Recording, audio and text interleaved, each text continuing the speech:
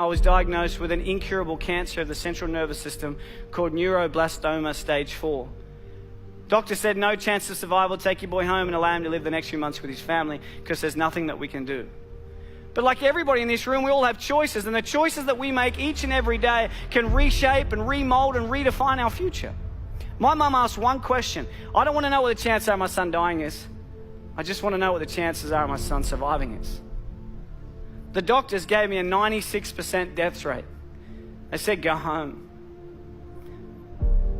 But my mum looked at my glass being 4% full and not 96% empty.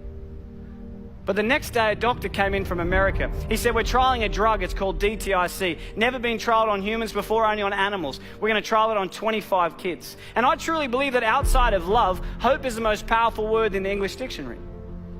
This instilled hope into our lives. We started this drug 9 a.m. Tuesday morning. Within 1 month, 20 out of the 25 kids had passed away. Within 90 days, 24 out of the 25 kids were dead.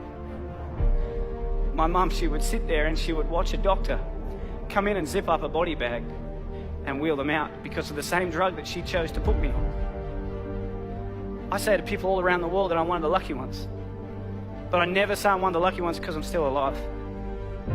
I say I'm one of the lucky ones because I wasn't my mum. My mum had it tough. She had to make a choice to inject the drug into a child that has killed everybody that had ever taken. Until one day I was finally allowed to go home. The doctor said to my mum, your son, he will never go to school, he will never play sport, he'll be a housebound baby, and if he reaches his teenage years, it'll be a miracle. But we believed in miracles. And my mum wanted my dreams to come true. When I was lying in hospital, my mum bought me a Velcro glove and a Velcro ball. And she'd sit at the end of the bed and she'd lob the ball to me, I'd catch it and I'd throw it back. Till she gets further and further away until eventually I said to her, I have a dream, and that dream is to one day play baseball in America.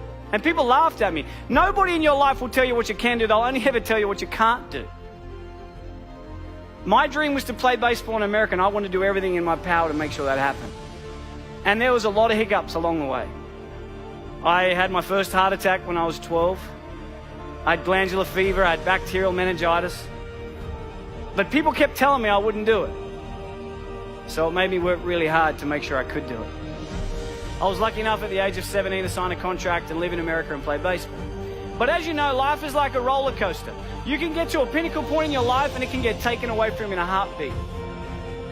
At the age of 18, I was playing baseball in Phoenix, Arizona. I slid into a base at second and I woke up 3 days later. And at the age of 18, I suffered my career-ending heart attack and I was sent home. I was a depressed boy. I thought life wasn't fair. And I would pray every night, but I wouldn't wake up in the morning. I just wanted God to take me. But I kept waking up every morning. Yet every time I've been knocked down, I always remember what my mum's taught me. Son, it doesn't matter how many times you get knocked down. It's about how many times you get back up that truly determines the quality of your life. When I got home, I got a job in banking. This guy, day 3, tall old guy came in. He said to me, Michael, I'm Tom, I'm the CEO, let's have a chat. I had no idea what CEO stood for, but I just went in there and listened. He said, Michael, where do you see yourself in 5 years' time? I had no idea where I was going to be in 5 years' time, but my mum, she always taught me, son, shoot for the moon, and if you miss, you'll end up in the stars. So I said to him, Tom, in 5 years' time, I'm going to take your job. He hated me. Don't ever say that to your boss, okay? They do not like you when you say that. But within 12 months, I was the youngest bank manager in Australia. Within 2 years, youngest area manager. 3 years, youngest state manager. Within the 4th year of being with this company, I was the youngest national sales development manager for one of the largest companies in the world. At the age of 23, I had 600 staff, had 120 banks around Australia and New Zealand. I made lots of money. I lived in $1 million house, had a $100,000 sports car, wore the Armani suits and the Rolex, and I reported directly to my mate Tom. But can you imagine if we look at success not about the materialistic possessions that we can take from this world, but rather what we can give back to this world that makes it a better place than what we found it? I was fortunate enough to be in a position to be able to do something for the most inspirational, the most influential, and the most loving person I've ever met, and that was my mum.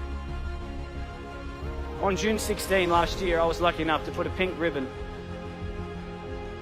on a door to a brand new home. And I got a chance to buy my mum a brand new house.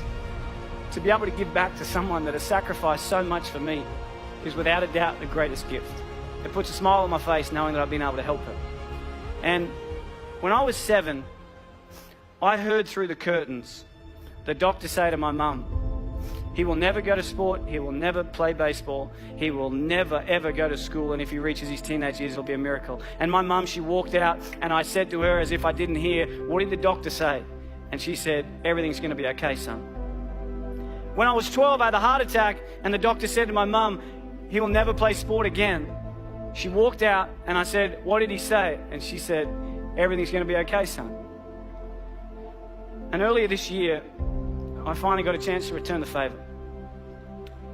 Unfortunately, earlier this year, the doctors found 4 tumours in my throat. I've never seen my wife cry so much in all my life. The doctor said to me, Michael, we're sorry, but tomorrow's not guaranteed. You need to slow down. But that's one thing we all have in common, because no one's guaranteed. I think that life is not about the amount of days that you live on this earth, but it's about what you fit into those days that allows you to live a remarkable life. And I remember driving home, and she called me, my mum, and she said, Mike, what'd the doctor say? And I said to her, Mum, everything's going to be okay. Every one of us, every single day, is blessed with the air that we breathe, the opportunities that we have. And I challenge you every single day to get out of bed and do something that your future self will be proud of.